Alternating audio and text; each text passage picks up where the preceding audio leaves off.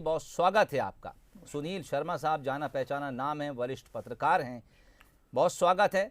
रेणु यादव से हम पहले भी बातचीत कर चुके हैं, स्क्रीन पर नज़र आ रही हैं, आपका भी रुख करेंगे। डॉक्टर रोहित साहब, शुरुआत आपसे करूंगा। हालांकि अब तक कोरोना के बहुत कम केसेस ऐसे हैं जो बच्चों के भीतर देखने को मिले, लेकिन जिस तीसरी वेव की बात की जा रही थी वो यकीनन डराने वाली है। हालांकि अभी तक उससे सामना नहीं हुआ है। जानना मैं आपसे ये चाहूँगा कि बच्चों तक जो खतरा है इस वैक्सीन इस वायरस के पहुंचने का, वो यकीनन वही लोग हो सकते हैं जो घर के भीतर रहते हैं, जो बाहर जाते हैं काम के लिए या फिर किसी दूसरी वजह से। हो सकता है वो संक्रमित होकर अपने घर लौट आएं और उसके बाद बच्चों को इन्फेक्टेड करें, और भगवान ना करे कि अगर बच्चों में ये बीमारी फैलती है तो चूंकि हमने दूसरी वेव में देखा कि बड़े और सेहतमंद लोग भी इस वायरस को बर्दाश्त नहीं कर पाए। ऐसे में बच्चों पर क्या गुजरेगी ये ऊपर वाला बचाए। लेकिन आज के इस महाअभियान पर मैं आपकी राय जानना चाहूँगा, कितना महत्वपूर्ण हो जाता है डॉक्टर रोहित जोशी कि हर बालिग शख्स बाहर निकले, अपनी जिम्मेदारी निभाए, टीका लगवाए, ना खुद को सुरक्षित करे बल्कि अपने परिवार के भीतर जो छोटे छोटे मासूम बच्चे हैं, हम उस तीसरी वेव को भी शायद इस बहाने टाल दें कि अगर हम वैक्सीनेट हो जाएं, पूरा समाज वैक्सीनेट हो जाए, तो शायद फिर ये जो ट्रांसफॉर्मेशन है इस वायरस का वो हम किसी हद तक रोक सकें। जी हाँ, जो महाअभियान सरकार की तरफ से चालू हुआ है ये बहुत ही महत्वपूर्ण है। जैसे कि अपन सब अभी तक जान गए हैं कि जो कोरोना है, जो कोविड-19 अपने बीच आया है, जो एक दो लहर अपने देखी है, खासकर जो दूसरी लहर देखी है उसमें कुछ अपने अनुभव अच्छे नहीं रहे हैं। जी तो मुझे इसी अभियान से काफ़ी उम्मीद है। उम्मीद इस तरह है कि अगर अपन खुद बढ़ चढ़कर इस अभियान में जुड़ेंगे तो ज़्यादा से ज़्यादा लोग वैक्सीनेट होंगे, अपने आप को बचाएंगे और साथ साथ अपने परिवार की भी रक्षा करेंगे। जैसे कि अपन अभी जानते हैं कि बच्चों में वैक्सीन अभी आई नहीं है और कुछ टाइम लगेगा, मुझे ऐसा अंदेशा है। काफ़ी क्लिनिकल ट्रायल्स चल रही हैं, उसका रिपोर्ट आना है, उसका फीडबैक आना है, उसके बाद तय होगा कि वैक्सीन डोज कितना होगा, किस अंतराल में लगना है, कब लगना है, कैसे लगना है और किन बच्चों को लगना है और किस उम्र के हिसाब से लगना है। तो काफ़ी चीज़ें हैं जिस बारे में सरकार को सोचना है और जो इस वैक्सीनेशन से जुड़े हैं बच्चों में उनको तय करना है। तो जब तक ये सब चीज़ें तय होकर अपने सामने नहीं आती हैं और वैक्सीन बच्चों के लिए नहीं आता है, तो अपने सामने इस वयस्कों को वैक्सीन लगवाना ही एक विकल्प है। और जो अभियान सरकार की तरफ से आज चालू हुआ है ये एक अवेयरनेस है, और जो आपके मीडिया और दूसरे मीडिया की तरफ से इसका प्रचार हो रहा है वो काफ़ी काबिल तारीफ़ है। मैं ये कहूँगा ये काफ़ी जन जन तक ये मैसेज पहुँच रहा है वैक्सीनेशन का, और बहुत लोग आगे बढ़कर इस वैक्सीनेशन की तरफ और अपने परिवार को सुरक्षित करने के लिए आगे बढ़ रहे हैं। तो मेरे तरफ से ये बहुत ज़रूरी है और ये एक ऐसा प्रोसेस होना चाहिए कि ये कंटिन्यूस चलता रहे।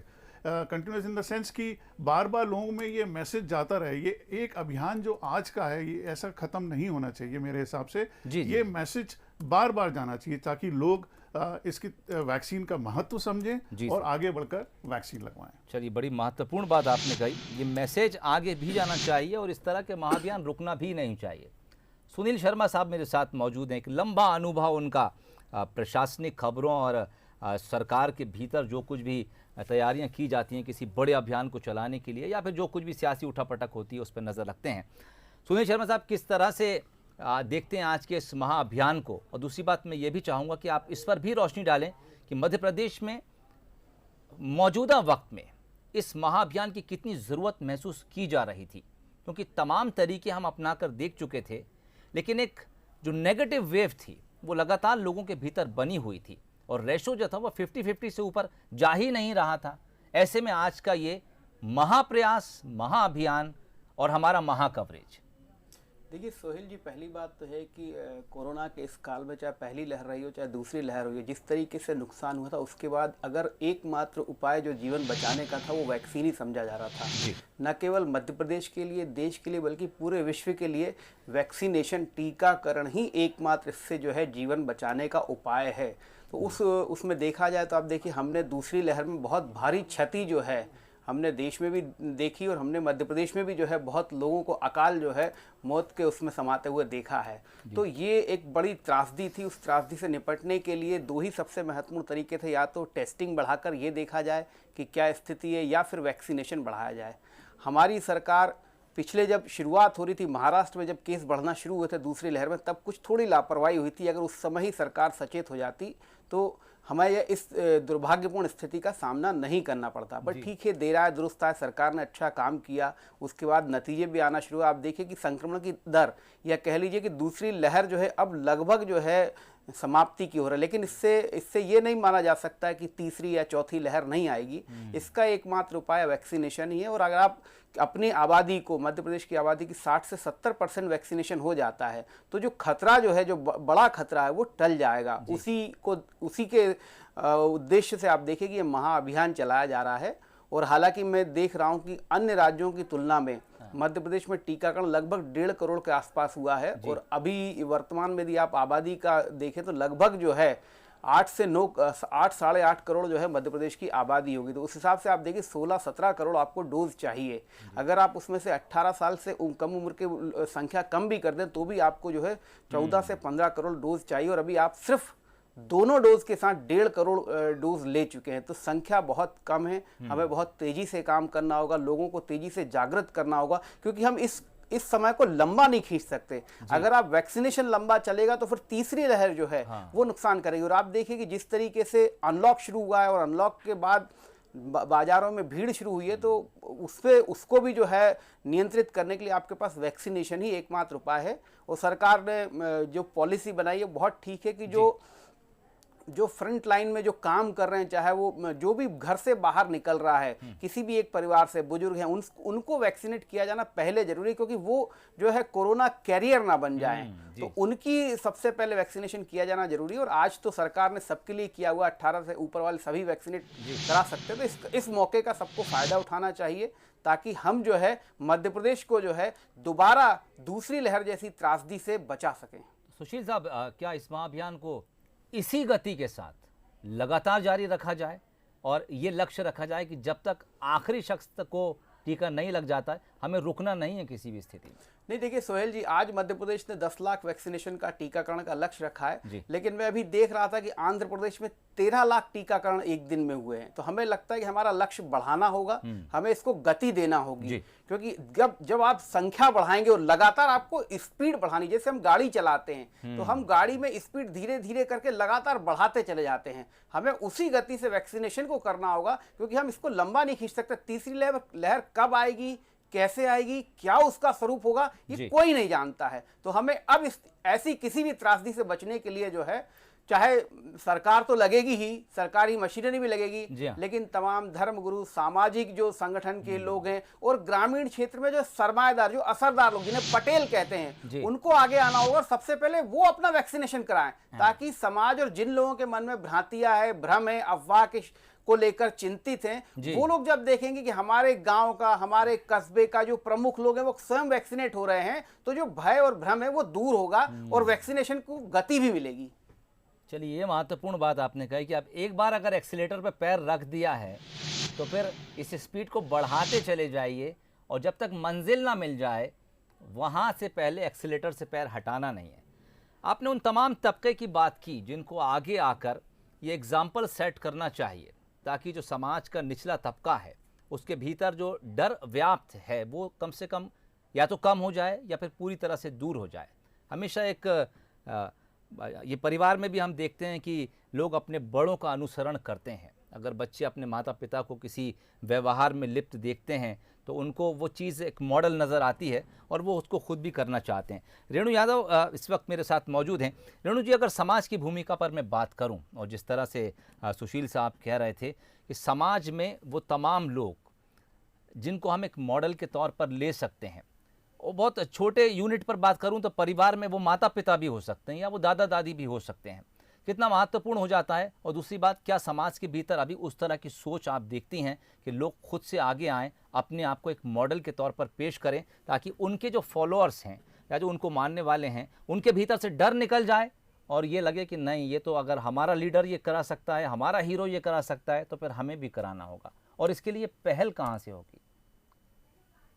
जी बिल्कुल, मैं मानती हूँ कि सरकार जितना कर सकती थी, महाअभियान को बिल्कुल त्योहार की तरह लॉन्च किया गया है। सारे इंतजाम ऐसे पुख्ता कर दिए गए हैं, जैसे कि अभी मैं रिपोर्ट में देख रही थी कि एक त्योहार की तरह रंगोली, चाय, नाश्ता और पता नहीं और कौन कौन से इंतजाम किए गए हैं कि आइए साहब पधारिए और टीका लगवाइए। सो मुझे नहीं लगता कि सरकार की अब जो वो कोशिशें कर रही है उसमें कोई कमी है। हालांकि जैसा कि मेरे साथ के वक्ताओं ने कहा कि स्पीड बढ़ानी होगी, हमें नंबर्स बढ़ाने होंगे, क्योंकि अभी भी रेशियो काफी कम जा रहा है। तो मैं इस बात से सहमत हूँ, लेकिन इसके साथ साथ मैं एक छोटी सी बात भी बोलूंगी। कई वैक्सीनेशन सेंटर्स पे काफी डोज बेस्ड भी हो रही थी और लोग वैक्सीनेशन सेंटर पर पहुंच भी नहीं रहे थे जब नॉर्मल स्पीड में वैक्सीनेशन लग रही थी।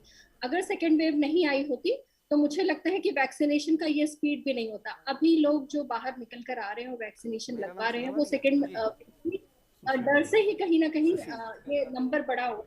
तो मुझे लगता है कि सरकार पहले भी कर रही थी पूरी कोशिशें और अभी भी वो पूरी तरीके से जितना कर सकती है उतना कर रही है। अब मैं आती हूँ समाज की तरफ। एज अ समाज अब हमारा कर्तव्य बनता है कि हम अपने हाथ को आगे बढ़ाएं और जैसा कि आपने बोला कि कुछ लोग जो रोल मॉडल के रूप में उभर कर लोगों को प्रेरित कर सकते हैं। जैसे कि लास्ट कन्वर्सेशन मेरी आपसे हुई थी इसी चैनल पर, उसमें मैंने कहा था कि सरकार को कुछ ऐसे इन्फ्लुएंसर्स को सामने लाना चाहिए जो सोसाइटी को इन्फ्लुएंस करे। और मैंने बिल्कुल देखा जैसे कई इन्फ्लुएंसर, मैं भी कोरोना वॉलेंटियर नाम से लॉन्च किया है, जिसमें सब अपने अपने सोशल मीडिया पर अपने अपने जानने पहचानने वालों को इन्फ्लुएंस कर रहे हैं कि वो जाकर वैक्सीनेशन कराएं। तो ये मॉडल अभी चल रहा है। बट जहां तक आप पारिवारिक मॉडल की बात करेंगे, जैसे मैं अगर अपने परिवार की बात करूं तो मैं वैक्सीनेटेड हूँ और साथ ही मैंने अब मेरे जो रिलेटिव्स जो दूसरे शहरों में भी रहते हैं उनको फोन करके लगातार उनसे संपर्क करती हूँ कि भाई मुझे आई एम फाइन, मुझे कोई फीवर जैसी या इतनी प्रॉब्लम हुई तो इतनी ज्यादा कोई प्रॉब्लम की बात नहीं है, आप भी जाकर वैक्सीनेशन करवाएं। और आसपास के पड़ोसियों को मेरे संपर्क में इतने लोग आते हैं उनको प्रेरित करना। तो मुझे ऐसा लगता है कि बिल्कुल एज अ परिवार, एज अ समाज अब हमारी ये रिस्पॉन्सिबिलिटी बन जाती है कि जितनी भी भ्रांतियां हैं उस वैक्सीनेशन को लेकर, उन भ्रांतियों को हम आगे बढ़कर दूर करें लोगों की कि भाई हम वैक्सीनेटेड हैं और देखिए हम एक स्वस्थ और जिंदगी जी रहे हैं, तो आप भी वैक्सीनेटेड होइए और आप भी बिल्कुल इसी तरीके से समाज इस वैक्सीनेशन में पूरी की पूरी भागीदारी निभाइए। बिल्कुल। और तमाम लोग जब इस महाअभियान में शामिल होते हैं, जुड़ते हैं, उसके बाद जो एक माहौल बनता है वो हमें एक ऐसी दिशा में ले जाता है जिसकी हम उम्मीद करते हैं। डॉक्टर रोहित जोशी इस वक्त मेरे साथ हैं और जब हम समाज में एक मॉडल शख्स की बात करते हैं, एक डॉक्टर भी मॉडल होता है। डॉक्टर साहब, आप पर्चे पर कोई सी दवा लिख के दे दीजिए, अगर मेरे बच्चे को कोई तकलीफ है, कोई बीमारी है, मैं उस दवा की पड़ताल नहीं करूंगा कि डॉक्टर साहब ने जो दवा लिखी है वो मेरे बच्चे को फ़ायदा करेगी या इसके कोई साइड इफ़ेक्ट होंगे, क्योंकि मैं डॉक्टर पर इतना विश्वास करता हूं, ये समाज एक डॉक्टर पर इतना विश्वास करता है। आंख बंद करके आपके पर्चे पर लिखी दवा हम खरीदते हैं और अपने मासूम को उस दर्द से, तकलीफ से बचाने के लिए आंख मूंद कर विश्वास के साथ वो दवा पिला देते हैं। डॉक्टर इस समाज में यकीनन ऐसा रोल मॉडल है। मैं चाहूँगा कि आज डॉक्टर रोहित जोशी स्टूडियो से उन तमाम माँ बाप को वो बात भी समझाएं कि आपका टीका लगना इसलिए ज़रूरी है क्योंकि सिर्फ इससे आपकी जान का वास्ता नहीं है, आपके बच्चे की जान भी आपसे जुड़ी है। जी हाँ, जैसे पहले भी अपनी इस बारे में चर्चा हो चुकी है कि अपन को एक डॉक्टर रोहित, मैं माफ़ी चाहूँगा आपको रोकने के लिए। जब